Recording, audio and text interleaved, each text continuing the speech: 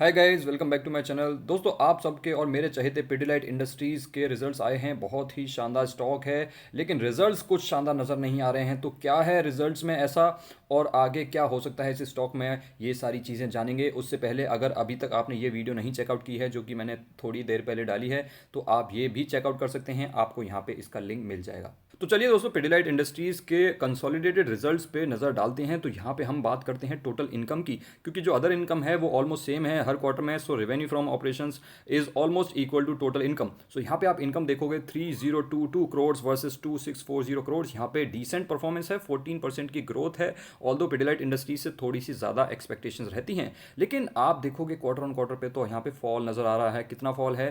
3% का फॉल है total income में क्वार्टर ऑन क्वार्टर बेसिस पे, which is not at all healthy sign. अब अगर हम यहाँ पे प्रॉफिटेबिलिटी के बारे में बात करें, सो यहाँ पे आपको दिख सकता है। सबसे पहले हम देख लेते हैं, एक्सेप्शनल आइटम्स तो नहीं है। सो यहाँ पे एक्सेप्शनल आइटम्स कुछ भी नहीं है। इसका मतलब हम सीधा सीधा प्रॉफिट फॉर द पीरियड देखेंगे। So profit for the period में अगर आप देखोगे तो प्रॉफिट जो है 375 करोड़ से घट करके हो गया है 337 करोड़।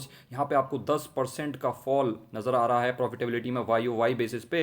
और पिछला साल सेम क्वार्टर थोड़ा सा कोविड से अफेक्टेड भी था, और अगर हम लोअर बेस को हटा भी दें तब भी 10% का फॉल नजर आ रहा है, which is not at all a positive sign. और क्वार्टर ऑन क्वार्टर बेसिस पे भी आपको फॉल नजर आ रहा है, और ये फॉल कितना है? ये है 5% का फॉल। सो 5% का fall quarter on quarter basis पे है। वाई बेसिस पे 10% का फॉल नजर आ रहा है। लेकिन दोस्तों, ये जो फॉल है ये क्यों नजर आ रहा है?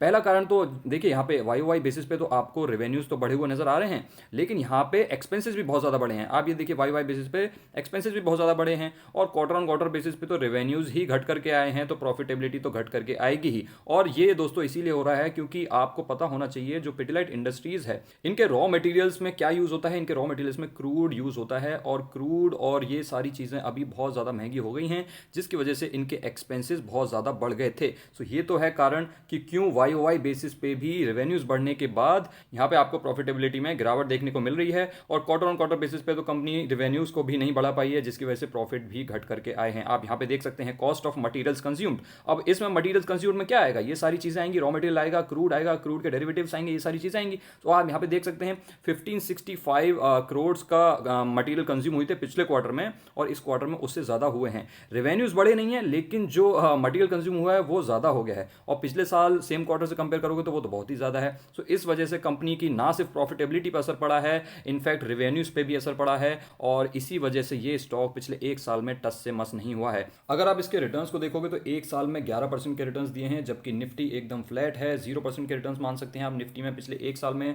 अगर 6 महीनों में देखो तो 20% के रिटर्न्स हैं, लेकिन लॉन्ग टर्म का बादशाह है दोस्तों। 2 साल में 66% के रिटर्न्स, 3 सालों में 95% के रिटर्न्स, और 5 सालों में 226% के रिटर्न्स, यानी कि आपके पैसे को 5 सालों में 3.2 टाइम्स कर दिया है। और वो भी बहुत ही ज़्यादा स्टेबल स्टॉक है, बहुत ही लो रिस्क स्टॉक है।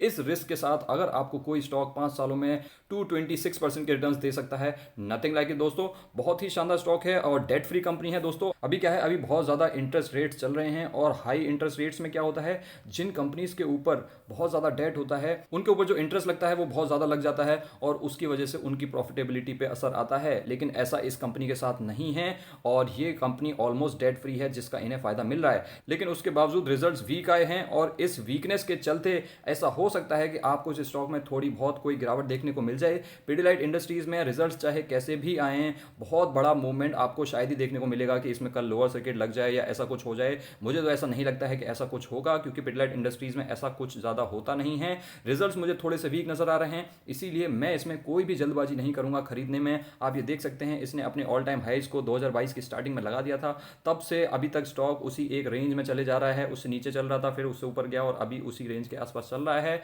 सो इसमें मेरे हिसाब से दोस्तों आप लोगों को थोड़ा सा वेट एंड वॉच करना चाहिए। अब रिजल्ट्स के बाद एग्जैक्टली मार्केट इसको कैसा लेगी ये तो बता पाना थोड़ा सा मुश्किल है। मुझे लगता है थोड़ा सा यहाँ पे नेगेटिव मूवमेंट आपको देखने को मिलेगा। कोई बहुत बड़ी गिरावट नहीं हो सकती है, लेकिन 1-2% की आपको थोड़ी बहुत गिरावट देखने को मिल सकती है, जो हो सकता है कल हो जाए या परसों हो जाए या 2-3 दिन में हो जाए। लेकिन यहाँ पे छोटा सा आपको एक रिट्रेसमेंट देखने को मिल सकता है। लेकिन दोस्तों, यही मौके होते हैं ऐसे स्टॉक्स को उठाने के लिए कि बाई चांस इनका कोई एक क्वार्टर खराब चला जाए, बाई चांस ऐसे स्टॉक में कोई न्यूज़ आ जाए और इनमें हमें बाइंग का मौका मिल जाए। अदरवाइज पिडिलाइट टाइटन और कुछ ये स्टॉक्स ऐसे हैं जिसमें आपको साल में 1-2 मौके ही मिलते हैं बाइंग के। सो मेरे हिसाब से दोस्तों ये स्टॉक आपकी वॉच लिस्ट में टॉप पे होना चाहिए। थोड़ा सा इसमें वेट एंड वॉच करना है। अगर ये यहाँ पे आ जाता है इस रेंज के आसपास तो मैं तो इसको भर भर के खरीदने के लिए तैयार बैठा हूं। लेकिन यस, मैं इसमें कोई भी जल्दबाजी नहीं करूंगा। बाई चांस इन रिजल्ट्स के बाद भी अगर ये स्टॉक भाग जाता है, जो कि कभी कभी हो जाता है, बुरे रिजल्ट्स के बाद स्टॉक भाग जाता है, अच्छे रिजल्ट्स के बाद स्टॉक गिर जाता है, जैसे कि आज जुबिलेंट फूड में हुआ, अच्छे रिजल्ट्स थे लेकिन फिर भी स्टॉक गिर गया। सो ऐसा कई बार हो जाता है और अगर इसमें ऐसा हो जाता है तो मैं इसमें बिल्कुल भी टेंशन नहीं लूंगा। मैं इसको भागने दूंगा, आराम से भागे, कितना भी भागे। मुझे पता है ये आज नहीं तो कल मुझे मौका जरूर देगा। तो दोस्तों ये थे पिडिलाइट के रिजल्ट्स। आई होप आप लोगों को ये वीडियो पसंद आई होगी। अगर पसंद आई हो तो आप इस वीडियो को लाइक कर सकते हैं और इसी तरीके की वीडियोस के लिए चैनल को सब्सक्राइब भी कर सकते हैं। Thanks for watching guys, I will see you next time.